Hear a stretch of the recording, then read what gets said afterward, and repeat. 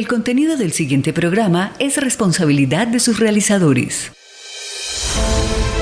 Aquí comienza Filosana, Pedagogía del Alma, un espacio radial promovido por la Vicerrectoría Académica, en el cual abordaremos una filosofía terapéutica desde la educación. Conduce y dirige Camilo Saavedra.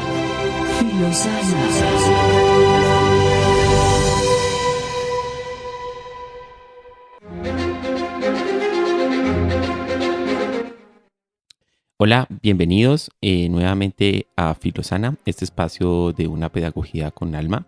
Filosana es un programa que viene de la Vicerrectoría Académica y tiene como fin abordar temas de una pedagogía con alma, también una filosofía terapéutica que busque también, digamos, tener eco en la comunidad educativa, pero a su vez, digamos, fuera de la comunidad educativa, y que sea un espacio y un escenario, digamos, de reflexiones o de participación en aquellos temas que consideramos que son valiosos e importantes. Hemos venido hablando pues de varias temáticas y hoy queremos abordar una distinción para la pedagogía que pareciera ser que solo es de la pedagogía o la psicología, pero que abarca varios fenómenos de la cultura.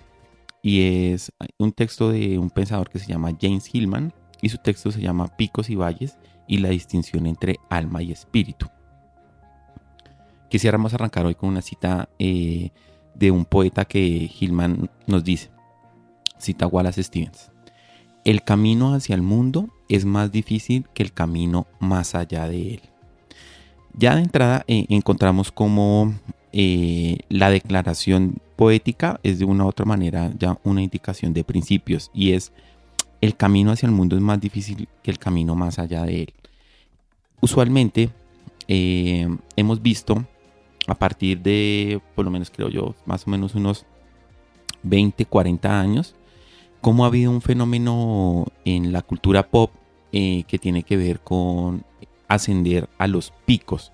Aquí picos se puede interpretar como los picos del espíritu, como los picos del pensamiento, como los picos, digamos, religiosos, como en cierto sentido, cierta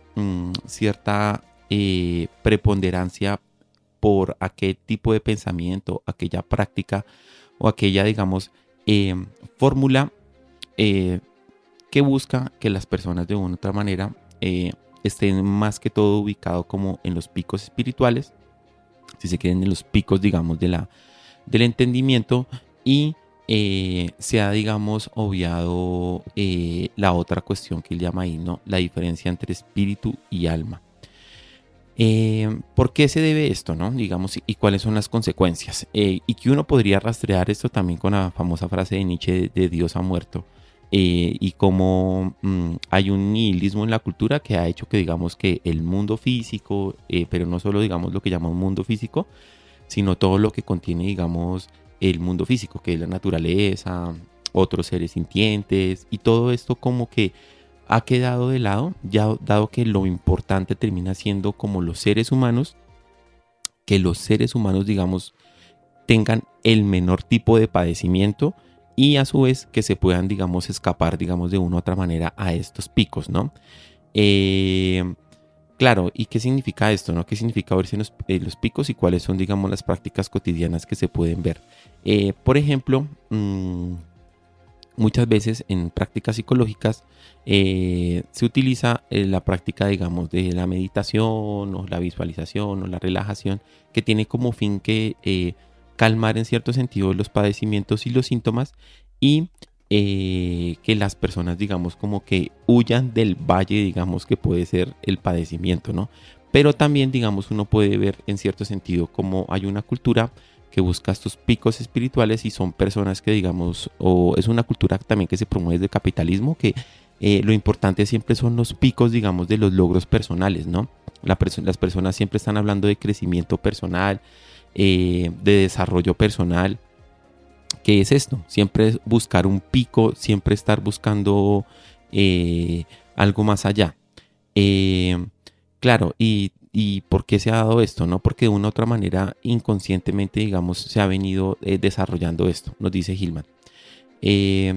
¿Por qué nuestra tradición sistemáticamente se ha vuelto en contra del alma? Cada uno de nosotros inconscientes de las distinciones entre alma y espíritu, equivocando por ello psicoterapia con disciplinas espirituales, confundiendo dónde coinciden y dónde difieren. Esta negación o tradición del alma continúa con las actitudes de nosotros, seamos cristianos o no, puesto que estamos inconscientemente afectados por la tradición de nuestra cultura.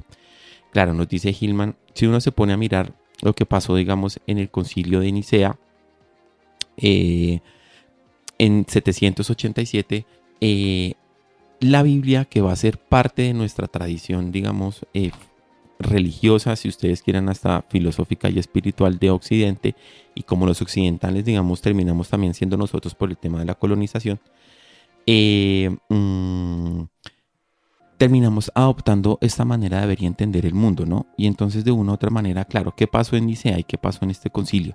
En este concilio ocurrió algo que es bien importante, y es la palabra alma terminó siendo, por decirlo así, disminuida por la palabra espíritu. Y eso ya hace énfasis en cómo de una u otra manera se va a entender toda una cultura y una manera de ver el mundo. Por ejemplo, mientras que para la cultura cristiana está la cuestión del espíritu, hay que alcanzar el espíritu, hay que alcanzar a Dios, todo esto, y está la Trinidad y digamos que la mitología que ellos manejan. Aquí mitología no significa, digamos, algo peyorativo, sino es la interpretación, digamos, de la realidad que el cristianismo propone una cierta visión del mundo, ¿no? Que hoy en día, digamos, apunta a cómo de una u otra manera tenemos que estar siempre buscando esos espíritus. Digamos que el espíritu por encima del alma. Claro, y digamos de una u otra manera, ¿qué ha pasado, no? Cuando se expulsó el alma, también se expulsó la imaginación. ¿Por qué? La tradición, digamos, cristiana, que va a heredar, digamos, parte de la modernidad racionalista, y que eso se va a ir a la educación y se va a ir a la psicología, se va a ir a muchos puentes, va, digamos, considerar la imaginación, lo que cada uno de nosotros imagina, como un proceso, si ustedes quieren, fantasioso, un proceso falso en el cual cada uno de nosotros está como de manera arbitraria. Sin embargo, para otras culturas, la imaginación, o podríamos decir otra palabra, esta intuición, es aquella que permite conectar con ciertos fenómenos invisibles que nosotros los humanos no podemos ver con todos nuestros sentidos, o por lo menos no con los sentidos visibles. Entonces, por ejemplo, aquellas culturas que han de una u otra manera atendido a la imaginación, han notado cómo, por ejemplo, pueden captar sonidos, digamos, del río, pero esos sonidos del río no son, digamos,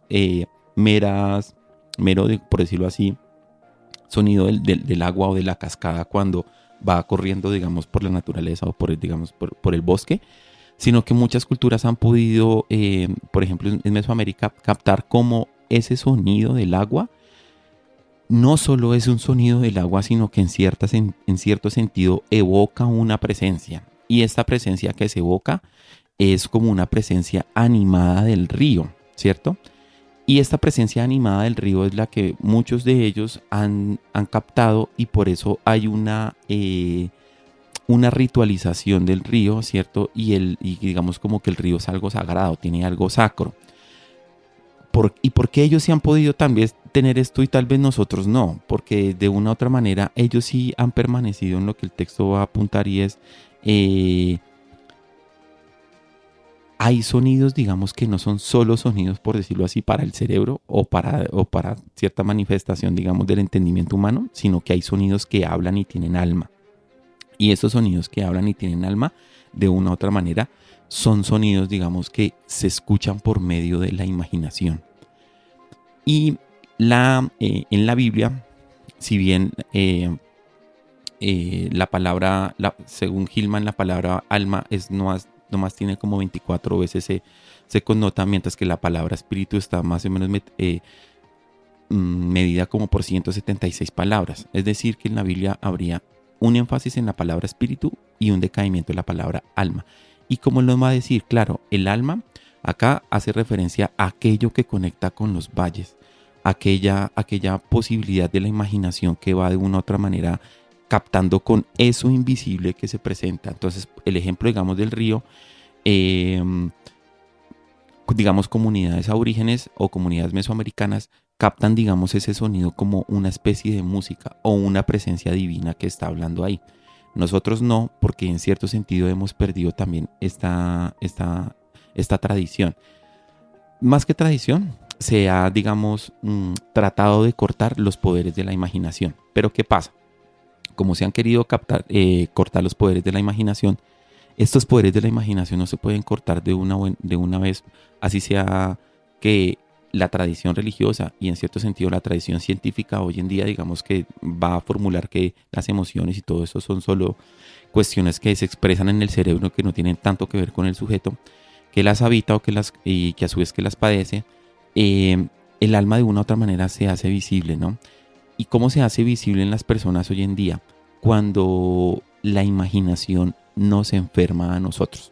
Por ejemplo, uno puede hablar con varias personas y claro, como el medio ambiente que nosotros tenemos es producto de una visión enferma que tenemos de la naturaleza, obviamente la naturaleza nos va a enfermar.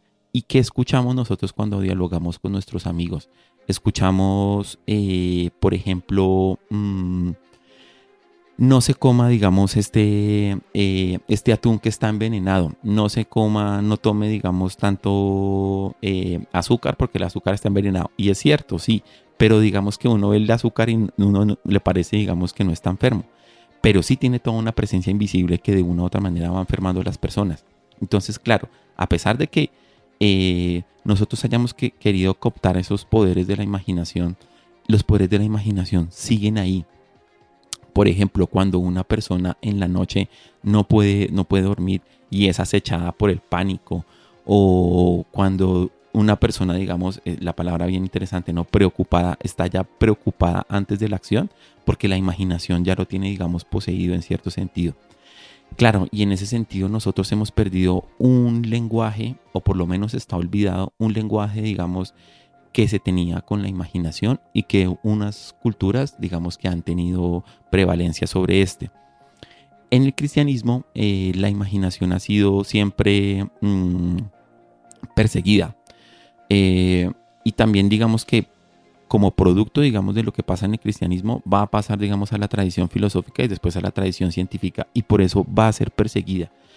Cuando, por ejemplo, algunas personas van a psicoterapia, por lo menos a la terapia, me atrevería a decir que más hoy en día las personas les dicen, bueno, venga acá, usted está sufriendo, qué sé yo, digamos, por un enamoramiento o por amor, venga acá, yo le voy a dar a usted una pastilla para que usted no sufra más por eso.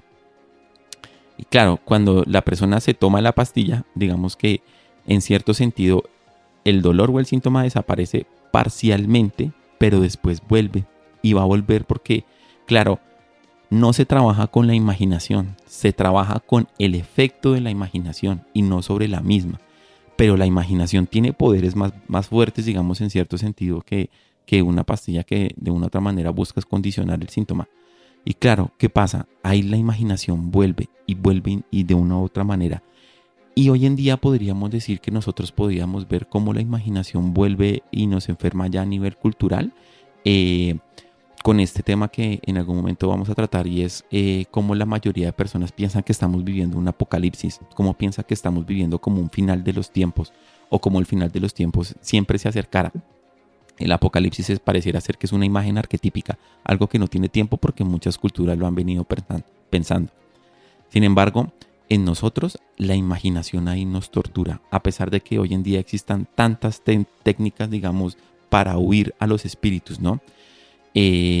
Por ejemplo, citando una frase del Dalai Lama, la relación de la altura con la espiritualidad no es meramente metafórica, es una realidad física. Los pueblos más espirituales de este planeta viven en los lugares más altos, y también las flores más espirituales. Llamo a los aspectos elevados y luminosos de mi ser espíritu, y los aspectos oscuros y pesados alma. La mayoría de la cultura de nosotros quiere explorarse al espíritu, sin embargo, el alma sigue ahí y nos sigue enfermando. Vamos a ir con una pequeña pausa y ya en unos momentos regresamos.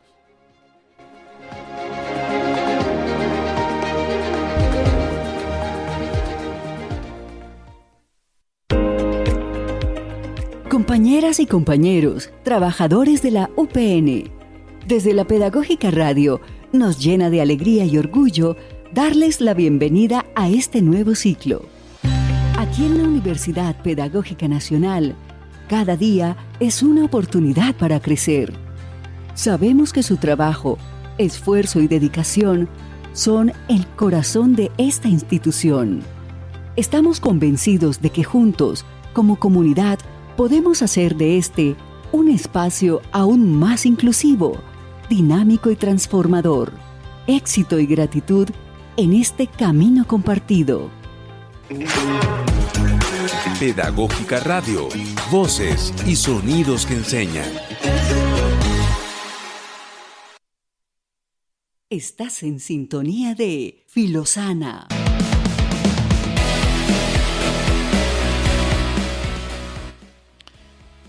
Bueno, seguimos abordando este texto, algunas partes, ¿no? Porque es un texto muy complejo, pero a su vez digamos que nos menciona mucho, ¿no? Y es esta tradición que tiene que ver con alma y espíritu, ¿no? Y cómo nosotros de una u otra manera ha venido quedando un poco de lado esta tradición. Más que tradición, podríamos decir que es la visión del alma entendida como lo que se expresa en nosotros por medio de los padecimientos, de las imaginaciones y de las aflicciones, ¿no? El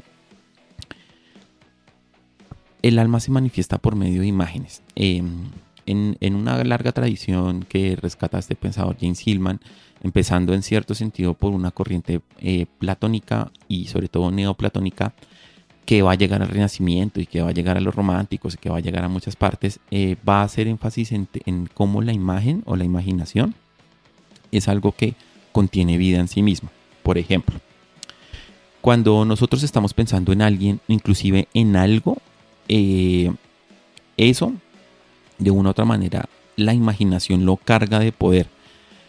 Una persona que está pensando en comprarse un celular, antes de que lo compre, en la imaginación ese celular ya tiene un poder muy fuerte en la persona. Hace que de una u otra manera, qué sé yo, se sacrifique, se endeude, ¿sí? Lo saque a crédito, por lo menos, digamos, para la clase media. Como que el celular ya tiene todo un poder imaginativo en la persona que hace que la persona se mueva por ese celular, ¿sí? Y claro, y como pasa muchas veces, ¿no? Digamos que lastimosamente, pues Colombia es un país bastante inseguro.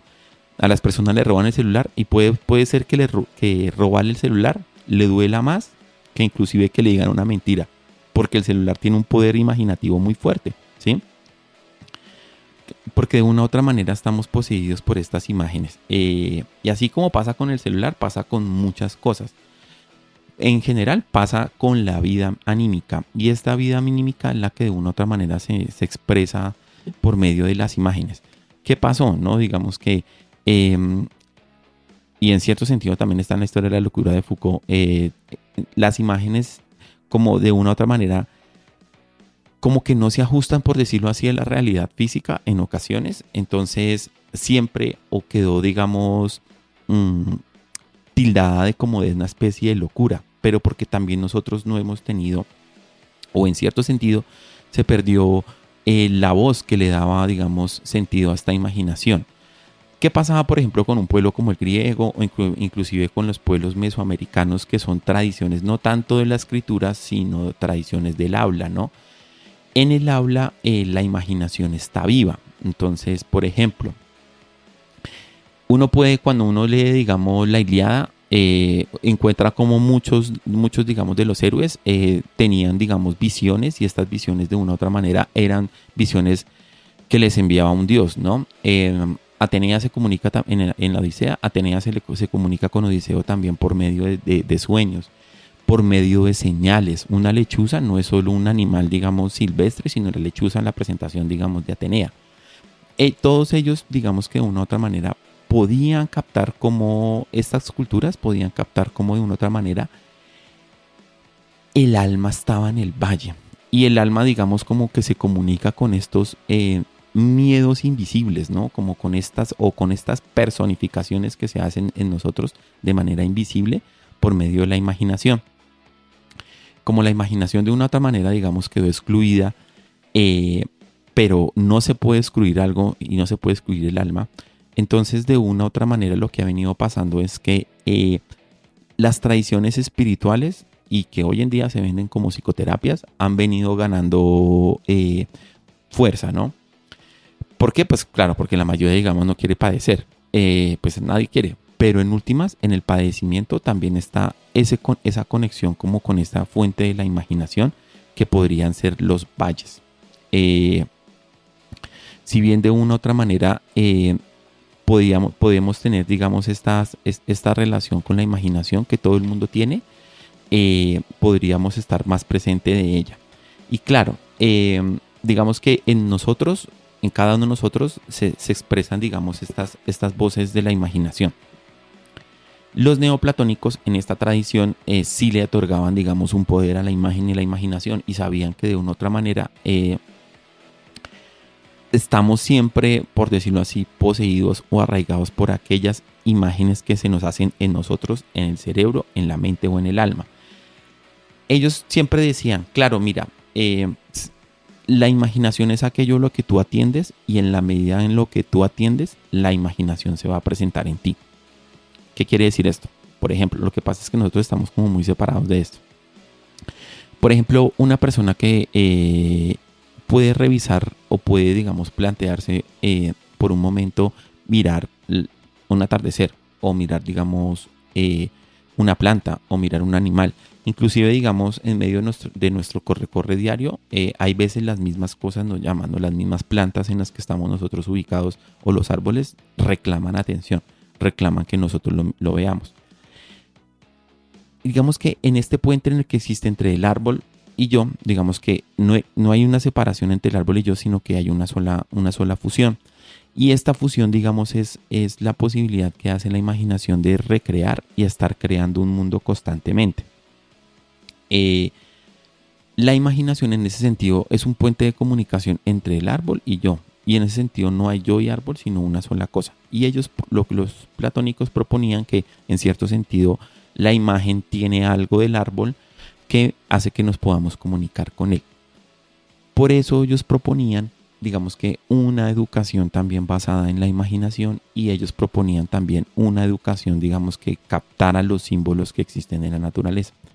Siglos después, esto va a ser retomado por los renacentistas y a su vez después va a ser tomado por los poetas y todo el movimiento artístico del romanticismo. ¿Por qué lo va a tomar el romanticismo? Y hay una cuestión bien interesante que hace énfasis el romanticismo respecto al cristianismo y respecto a nuestra pedagogía, psicología e historia. El romanticismo hacía bastante énfasis en la geografía. Hacía énfasis en no tanto la historia de los fenómenos o de lo que ocurre, sino sobre todo hacía énfasis en captar y mirar el espacio geográfico.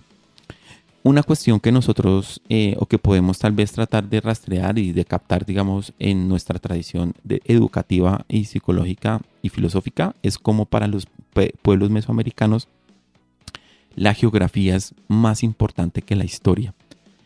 Y la geografía es más importante que la historia porque ellos cuando van narrando su mito, el mito, digamos, qué sé yo, digamos en este momento se me ocurre el mito de la Pachamama, que es pre-inca, cuando ellos están narrando el mito hacen énfasis a la geografía y cómo la geografía de una u otra manera tiene estos poderes invisibles, por decirlo así metafóricamente hablando, esos poderes invisibles por los cuales se conecta la imaginación y la imaginación se expresa.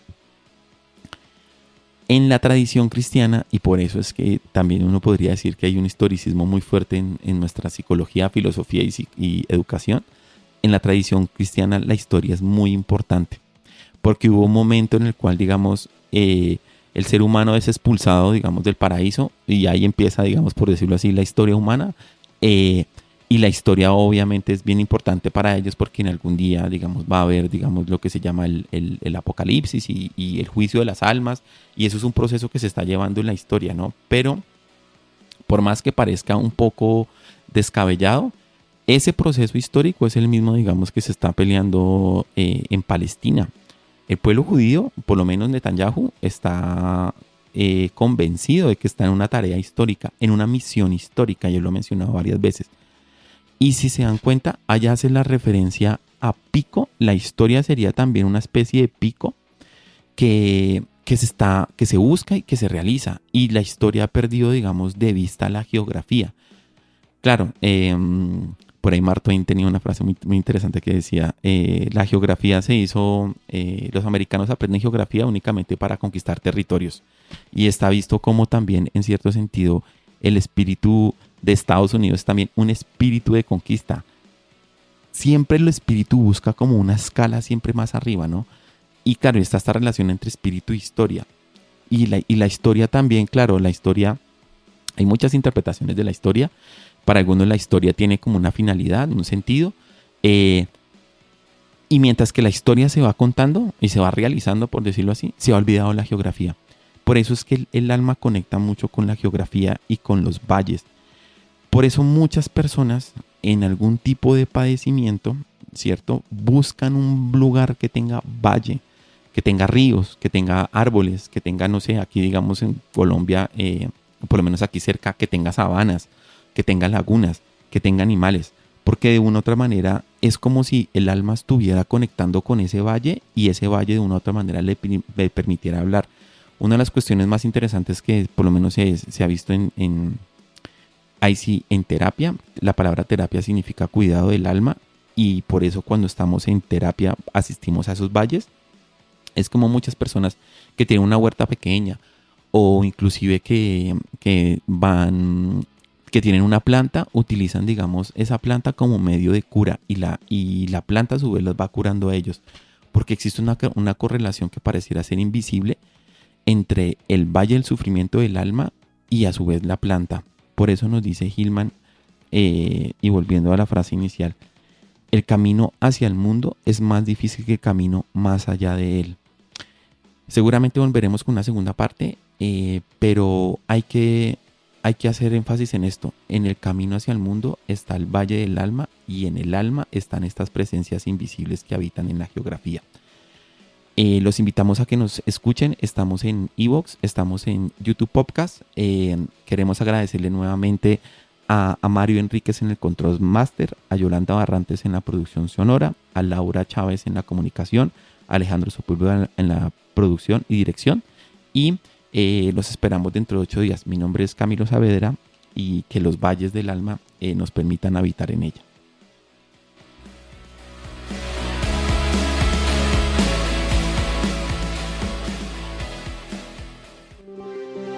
Quédate con las voces y los sonidos que enseñan de la Pedagógica Radio.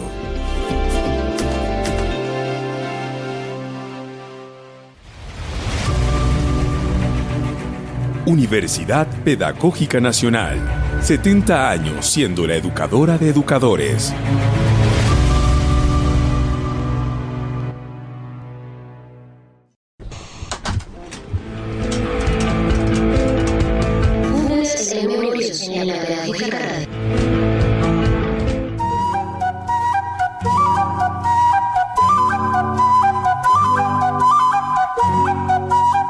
Un cordial saludo a los estudiantes de la Universidad Pedagógica de Bogotá. Mi nombre es Estela Guerrero, vivo aquí en la Inspección del Placer. Para mí es una alegría tener a sus profesores aquí en la Inspección del Placer y sobre todo visitando el museo. Quiero decirles que hacer memoria es algo muy importante, porque quien no hace memoria está condenado a repetir la historia. Aquí hemos pasado una historia difícil y queremos darla a conocer.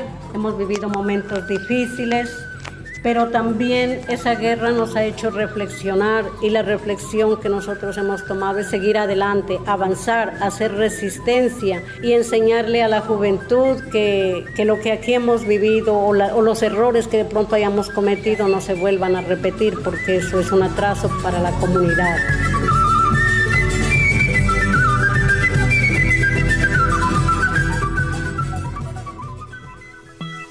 La Pedagógica Radio, voces y sonidos que enseñan.